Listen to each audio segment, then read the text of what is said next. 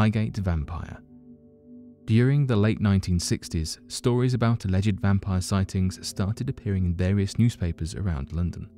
All the stories revolved around the Highgate Cemetery located in North London, and one of the most prominent stories was published in the London Evening News on the 2nd of November 1968. The newspaper reported that on the night of Halloween, unknown men resorted to digging up graves around the London area. In a strange ritual, the men gathered flowers from different graves and arranged them in such a way that they formed multiple arrows pointing to one of the new graves. They had uncovered a grave, collected the coffin from inside and opened it. The strangest act was that the men then drove an iron stake into the breast of the corpse. The police could not identify the individuals or their motivation behind this terrible act. However, most of the people linked to the alleged vampire sightings that were being reported near the graveyard. Later in 1969, a man named David Farrant wrote a letter to a newspaper in which he claimed that while passing the cemetery, he saw a grey figure that seemed to be supernatural in nature. He had also asked other people if they had seen anything similar in the cemetery. Several people replied and claimed to have seen ghosts and other supernatural phenomenon inside the cemetery. Some of the descriptions of the ghosts included that of a tall man wearing a hat, a woman wearing white clothes, a spectral cyclist, and a mysterious face watching through the bars of the Highgate Cemetery. Some people also reported hearing voices calling their names and footsteps behind them while they were walking home. Due to the continuous media coverage of alleged vampire and ghost sightings in Highgate Cemetery, unrest started to spread across London that eventually resulted in a mob of hunters swarming the cemetery on Friday the 13th in 1970. The police locked the cemetery, but the mob climbed the gates and the walls of the cemetery in order to find out the truth about the ghosts and vampires. The event was broadcast live on television, but the mob could not find any evidence of vampires or ghosts in the cemetery. It's believed that the Highgate Vampire stories originated as a result of a feud between two self-proclaimed exorcists and paranormal researchers. To this day, many people believe that the Highgate Cemetery is still haunted, and since the 1970s, many people have claimed to have seen ghosts and vampires inside the cemetery. The Goatman Monster. Across the states of Maryland, Louisiana, and Texas are strange witness accounts that detail the existence of a creature that locals referred to as the Goatman. Interestingly enough, it appears that many of the claims surrounding the Goatman hold consistent descriptions, with those that have personally encountered the strange monstrous creature claiming that he stands at roughly 7 feet tall and appears to be half man and half goat, fitting the description similar to that of the ancient Greek Minotaur. Though many residents local to the regions of the Goatman sightings have often remarked that the creature is more analogous to myth rather than a genuine cryptid, there are others that claim that they were attacked by the creature itself. According to the urban legends coming out of the state of Maryland surrounding the creature, residents claim that the Goatman first originated from the testing labs of the Beltsville Agricultural Research Center. The story goes that a scientist was spending his time working with goats and furthering his genetic research before a terrible accident had occurred and turned him into a massive goatman. He would go on to wander the mountains and hills, living as a hermit in shame of his new body. Though the origin story of the Goatman might sound like something from a childhood bedtime story, it is still the legend floating throughout the region and the main warning given to those wandering throughout the area late at night.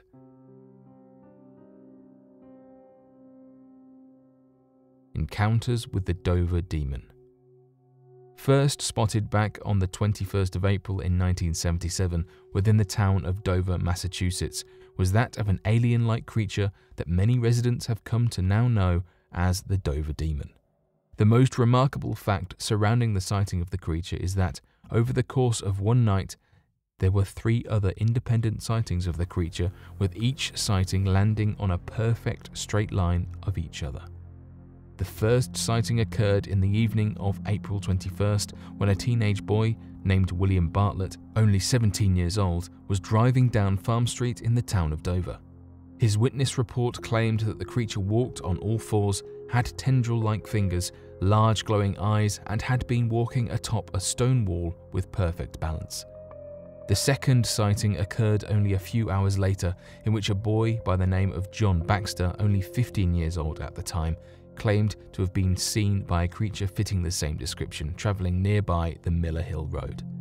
The third and final sighting of the Dover Demon occurred the next morning on the 22nd of April, when a young teenage girl named Abby Brabham, also only 15 years old, claimed to have been passing by Springdale Avenue and encountered the creature travelling in a straight line following the direction away from the previous sightings. When the location of each witness account is plotted on a map, they form a straight line, leading many to believe that the creature was travelling to a specific location or away from something that it had encountered. The travel distance between all 3 points was noted as being 2 miles in total distance. Despite each teenager having gone to police to report their findings, the police quickly dismissed the case and claimed that what had probably been seen was nothing more than a moose calf. To this day, the 3 still claim what they encountered was some sort of a monster and nothing native to our planet Earth. The Upir Vampire, Russia. Upir is considered to be one of the most vicious vampire species in Russian folklore. It's believed that this vampire is incredibly bloodthirsty and won't stop until it's got its fix. This creature is said to enjoy the hunt and will even play with its victims.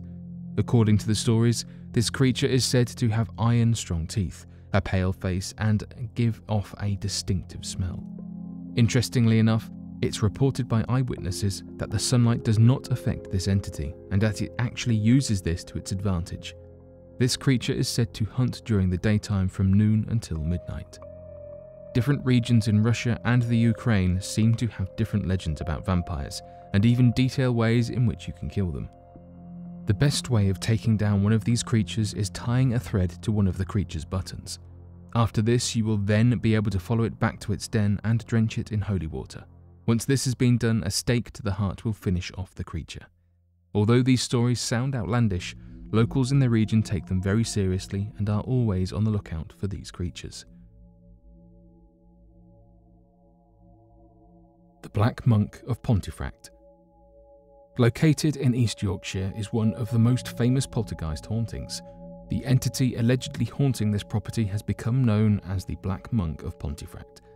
It's been at the centre of a large amount of evidence gathered to prove the existence of such paranormal entities and strange encounters. The first reported encounters of the Black Monk took place back in 1966, when the Pritchard family moved into the house in the town of Pontefract and became victims of strange paranormal sightings and experiences.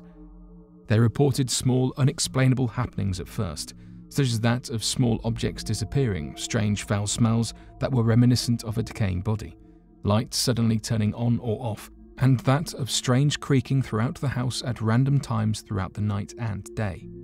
These reports quickly became increasingly worrying as they began to encounter objects being thrown at them, pictures becoming slashed or broken, and a number of encounters of an entity dressed in a black robe hovering over them as they slept. Though many might claim that such accounts were falsified or exaggerated, during one instance of the haunting, a local MP, the police, and a vicar from the church witnessed the event and confirmed the sighting of the monk. Not only this, but the family living here at the time reported that water would suddenly appear in the house. One example they gave was mysterious puddles of water appearing on the kitchen floor. It's said to be one of Britain's most haunted houses, and every year it attracts paranormal investigators from around the globe.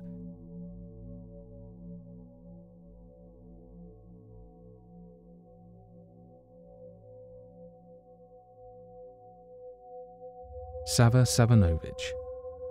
Many people in Serbia believe that a real-life vampire named Savas Ivanovitch lived in a small village in Serbia. Over time, it has become one of the most famous folklores in Serbia. According to legend, Savas Ivanovitch was the first Serbian vampire, and he lived in an old watermill situated close to a river. It's reported that during his life, he took the lives of many who worked at the nearby mill.